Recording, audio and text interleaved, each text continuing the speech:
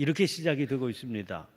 그러니까 오늘 본문 말씀을 제대로 이해하려면 이 일이 도대체 무슨 일인지를 알아야, 그래야 말씀이 풀려나가지 않겠습니까? 그런데 그 이 일 후에, 이 일이 있은 후에, 그랬으니까 그 이 일은 바로 앞에 있는 사건을 의미하게 될 겁니다. 그러나 또 그 앞에 있는 사건을 살펴봐도 그 사건도 역시 그 사건 이전에 무슨 일이 흘러왔는지 그 전개를 알아야 제대로 된 이해가 가능하겠죠. 사도행전은 지금 연결되어 있는 이야기이기 때문에 그런 겁니다. 그런데 제한된 시간이 있어서 차례를 따라서 다 이렇게 설명을 하고 강의할 수 없다. 그게 이 세일의 새벽기도의 또 문제가 되기도 합니다. 제가 고민하던 끝에 어제 본문 18장 1절부터 11절까지의 그 내용을 훌쩍 뛰어넘어서 19장 21절 22절 말씀을 오늘 본문으로 삼게 된 겁니다. 그 중간에 스토리가 계속 이어져 왔는데 대략의 스토리는 이렇습니다. 고린도에서 1년 6개월 정도를 머물면서 복음을 전하다가 유대인들의 공격으로 소란이 일어나니까 그곳을 떠나서 에베소에 가서 바울이 복음을 전하게 됩니다. 18장 20절 21절은 이렇습니다. 여러 사람이 더 오래 있기를 청하되 허락하지 아니하고 작별하여 이르되 만일 하나님의 뜻이면 너희에게 돌아오리라 하고 배를 타고 에베소를 떠나, 이런 말씀입니다. 에베소에서 복음을 전하니까 사람들이 그 말씀의 은혜를 받아서 더 머물러 있어 달라 하는데 그 에베소를 떠났다고 그러는 거지요. 그러면서 만일 하나님의 뜻이면 너희에게 돌아오리라, 이제 그렇게 약속을 했다는 겁니다. 말이 씨가 된다고 그러지 않았습니까? 그 다음 3차 전도 여행 때에는 무려 3년 가까운 시간을 에베소에서 마음껏 복음을 전하면서 머물 수 있게 됩니다. 아무튼 이렇게 에베소를 떠나서 배를 타고 가이사라를 거쳐서 예루살렘으로 갔다가 안디옥으로 귀환을 하게 됩니다. 여기서 예루살렘으로 들어간 사실은 유심히 읽지 않으면 놓치게 됩니다.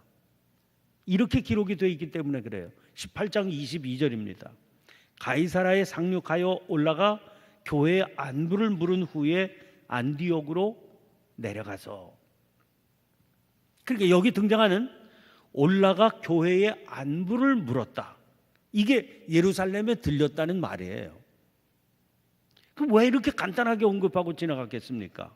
아니, 예루살렘은 모교회인데 그 모교회에 들어가서 안부를 나누고 이렇게 활동을 했는데 예루살렘에 올라갔다는 말은 표현이 되어 있지 않고 이렇게 슬쩍 지나치듯이 넘어갔습니다.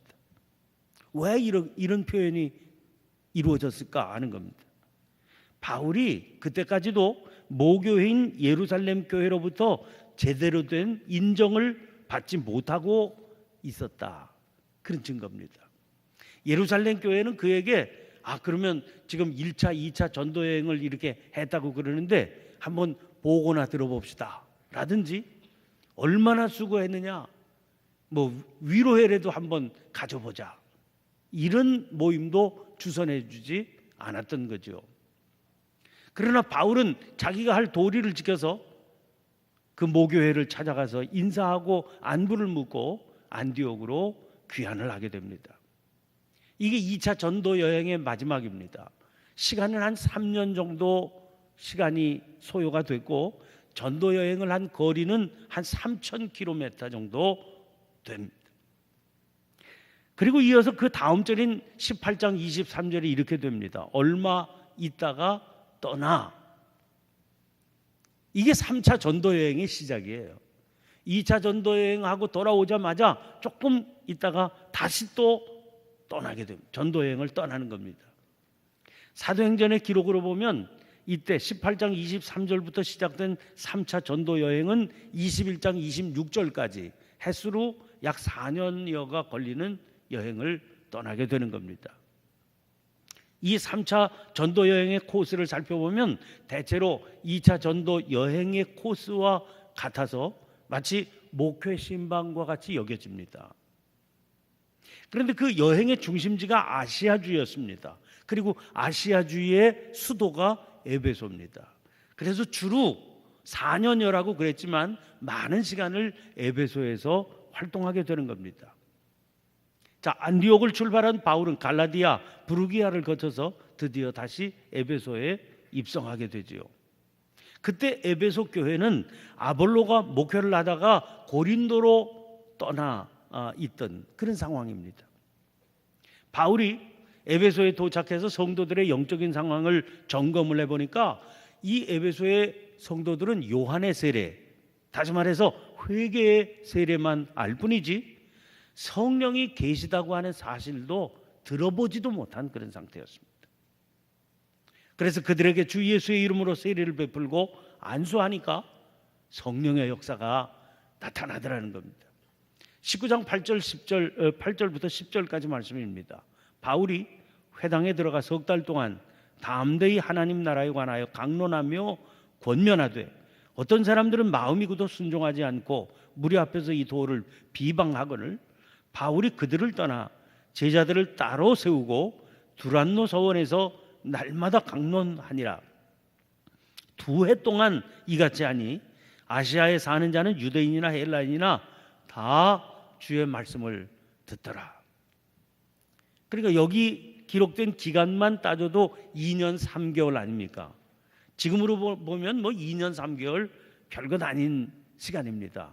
제가 부임해서 지금까지가 2년 반이 됐으니까 눈 깜빡할 사이에 지내는 시간이죠. 그러나 당시로서는 엄청난 시간을 한 곳에 머물면서 지냈던 것이죠. 바울이 사역을 하면서 어디서도 이렇게 한 곳에서 한꺼번에 시간을 지낸 적이 없는 겁니다. 여기에 머물러 있는 동안 바울은 고린도 전서, 후서, 로마서 이런 편지들을 집필했을 것으로 그렇게 여겨지고 있습니다. 그만큼 에베소는 바울에게 있어서 아주 특별한 도시였구나 하는 사실을 알 수 있죠. 2차 전도 여행을 시작했을 때 거기 16장 6절 말씀을 보면 성령이 아시아에서 말씀을 전하지 못하게 하셨다. 그래서 바울이 얼마나 안타깝고 답답한 마음을 품었었는지 모르는 바로 그곳이 이곳입니다. 게다가 2차 전도여행을 마치고 귀환할 때도 더 머물기를 요청했지만 허락하지를 못하고 작별하면서 아까 읽어드린 대로 만일 하나님 뜻이면 너희에게로 돌아오겠다 그렇게 약속을 했던 그 막연한 약속인데 그 약속을 했던 곳인데 이제 하나님께서 그 아쉬움이 완전히 풀리고도 남을 만한 넉넉한 시간을 허락해 주셨던 거죠. 오늘 본문에 등장하는 이 일은 에베소에서의 이런 사역 가운데 특별히 길게 다루어지고 있는 에피소드 중 하나가 바로 이 일이다 그렇게 여겨집니다. 19장 11절부터 20절까지 그 내용이 기록이 되어 있습니다. 11절 12절입니다. 하나님이 바울의 손으로 놀라운 능력을 행하게 하시니 심지어 사람들이 바울의 몸에서 손수건이나 앞치마를 가져다가 병든 사람에게 얹으면 그 병이 떠나고 악귀도 나가더라. 바울이 지니고 있는 손수건은 어떤 손수건이겠어요? 바울이 천막 깁는 일을 했다고 그러지 않았습니까? 그러니까 천막 깁는 일에 전심전력하다가 땀이 나면 아마 땀을 훔쳐 닦던 그런 손수건일 겁니다. 앞치마는 천막 깁는 작업을 할 때 그 입었던 옷이었을 작업복이었을 텐데 심지어 이런 손수건, 앞치마 이런 것을 가져다가 병든 사람에게 얹어도 병이 낫는 이런 놀라운 일들이 일어났다는 겁니다. 마가복음 5장을 보면 12년 동안 혈루증을 앓던 여인이 마음속에 내가 예수님 옷자락만 만져도 구원을 얻으리라 그런 믿음을 가지고 주님께 다가가서 실제로 행동에 옮겼더니 예수님의 능력이 빠져나가서 그의 병이 나았다. 또 사도행전 5장 15절 말씀 보면 베드로가 지나갈 때에 혹 그의 그림자라도 누구에게 덮일까 바라는 그런 일들이 있었는데 그러면 그림자라도 덮이면 다 나음을 얻게 되는 그런 역사가 있었다. 그런데 이번에도 바울을 통해서도 그런 일들이 일어나게 된 겁니다. 그러니까 13절, 이에 돌아다니며 마술하는 어떤 유대인들이 시험 삼아 악귀 들린 자에게 주 예수의 이름을 불러 말하되 내가 바울이 전파하는 예수를 의지하여 너희에게 명하노라 하더라. 이 엄청난 역사가 나타나니까 이 굉장한 역사를 흉내내는 별별 웃기는 일들이 다 일어났다는 거죠. 그래서 자기도 한번 그런 역사를 일으켜보겠다고 덤벼드는 그런 흉내쟁이들이 나타났다는 겁니다. 그 뒤에 등장하는 게 대표적인 그런 그 웃기는 사례의 대표적인 사례를 소개하고 있어요. 제사장 스게와에게 7 아들들이 있는데 이 친구들도 그런 짓을 하다가 악귀에게 혼쭐이 났다는 겁니다. 그 흉내내서 될 수 있는 게 아니었다, 이런 얘기죠. 그러면 여러분, 이 일이 흉내낸다고 가능한 일은 아니라고 하는 것을 우리가 알 수 있지 않습니까? 그러면 바울의 그 손수건이나 앞치마에 무슨 영험한 기운이 깃들어서 그런 일이 나타난 겁니까? 그게 아니라고 하는 증거가 11절 말씀입니다. 거기 분명히 나타나 있어요. 하나님이 바울의 손으로 놀라운 능력을 행하게 하셨다는 거예요. 하나님께서 하신 일입니다. 하나님께서 당신이 들어쓰시는 종의 손을 통해서 친히 역사하신 거다. 그런 일인데 그럴듯하게 흉내를 내서 그런 역사를 기대한다? 그것은 살아계신 하나님을 능멸하는 일 아닙니까? 그러니까 이걸 하나님께서 내버려 두실 일이 아닌 거지요. 오늘 이 기도에 마친 뒤에 환우들을 위한 안수기도가 있습니다. 여러분, 꼭 안수기도만이 아니고 기독교의 모든 거룩한 행위들이 다 마술이 될 위험성을 지니고 있는 겁니다. 자기의 정욕적인 욕심 혹은 도구로 쓰임받는 사람을 앞세우려고 하는 유혹, 이런 것들이 나타나면 그 마술적인 행위로 전락하게 되는 거고 유치한 일이 되는 거다, 그런 얘기입니다. 오늘 그런 오해 때문에 나라까지 다 혼란해진 그런 사실들을 우리가 보고 있지 않습니까? 행위의 주체가 되시는 하나님 오직 한 분만 바라보아야 우리는 유치한 마술에 전락할 위험성에서부터 빠져나올 수 있는 겁니다. 아무튼 스게와의 아들들은 혼쭐이 났지만 이 일의 결과로 에베소 안에 큰 역사가 나타나게 됩니다. 얼마나 사람들이 하나님의 역사를 바라보면서 어미로우신 역사를 바로 두려운 마음이 들었겠습니까? 그래서 마음으로부터 주님의 이름을 높이게 되고 믿음과 회개의 역사가 나타나게 됐죠. 특별히 마술을 행하던 사람들이 그 책을, 자기들이 마술하는 데 사용하던 그 책들, 주술책들 이런 것들이겠죠. 그걸 자발적으로 다 모아서 불살랐는데 책값만 은 5만이었다, 이런 얘기. 그래서 결론이 20절이에요. 이와 같이 주의 말씀이 힘이 있어 흥왕하여 세력을 얻으니라. 이게 이 일입니다. 이런 역사가 막 놀랍게 나타나고 바울을 중심으로 해서 그냥 성령의 강한 역사가 나타나서 자발적으로 회개하고 믿음의 세계로 들어와서 그래서 복음의 역사가 막 흥왕하게 일어나는 이 일 후에 이런 흐름의 일들이 있은 후다, 그런 의미입니다. 21절, 이 일이 있은 후에 바울이 마게도냐와 아가야를 거쳐 예루살렘에 가기로 작정하여 이르되 내가 거기 갔다가 후에 로마도 보아야 하리라 하고, 이 일이 한참 일어나고 있는데 그 일의 한복판에 서 있는 바울은 지금 시선이 예루살렘을 거쳐서 로마까지 향해 가고 있는 겁니다. 그러면 한번 그때 상황을 생각해 보세요. 이 일이 있은 후에 바울은 어떤 위치에 서 있게 되었던가를 한번 생각해 보십시오. 바울을 통해서 하나님께서 강하게 역사하시는 장면을 사람들이 다 목도하고 있지 않습니까? 한참 흥왕해서 세력을 얻고 있는 중입니다.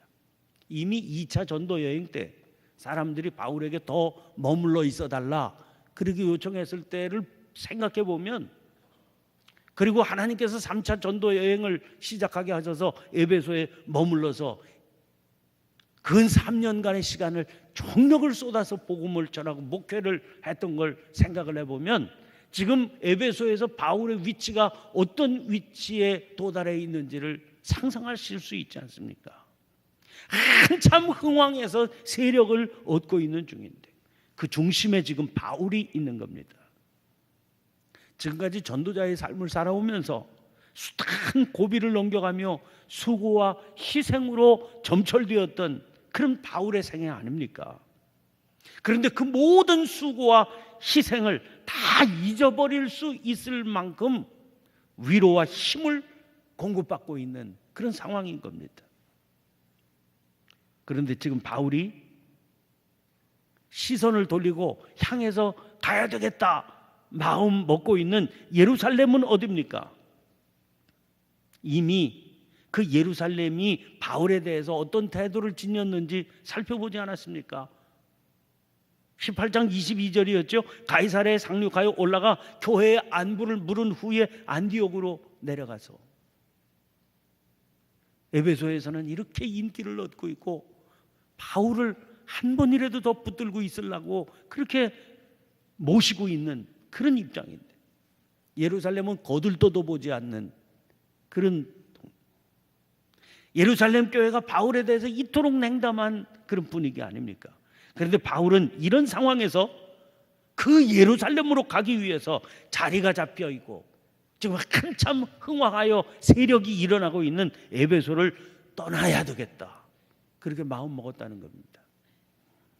그리고 그 발걸음을 결국은 저 로마로까지 향하겠다는 겁니다.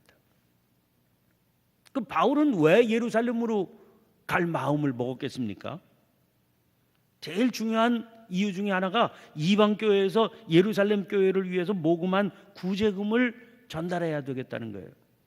로마서 15장 25절 26절입니다. 그러나 이제는 내가 성도를 섬기는 일로 예루살렘에 가노니 이는 마게도냐와 아가야 사람들이 예루살렘 성도 중 가난한 자들을 위하여 기쁘게 얼마를 연보하였습니다.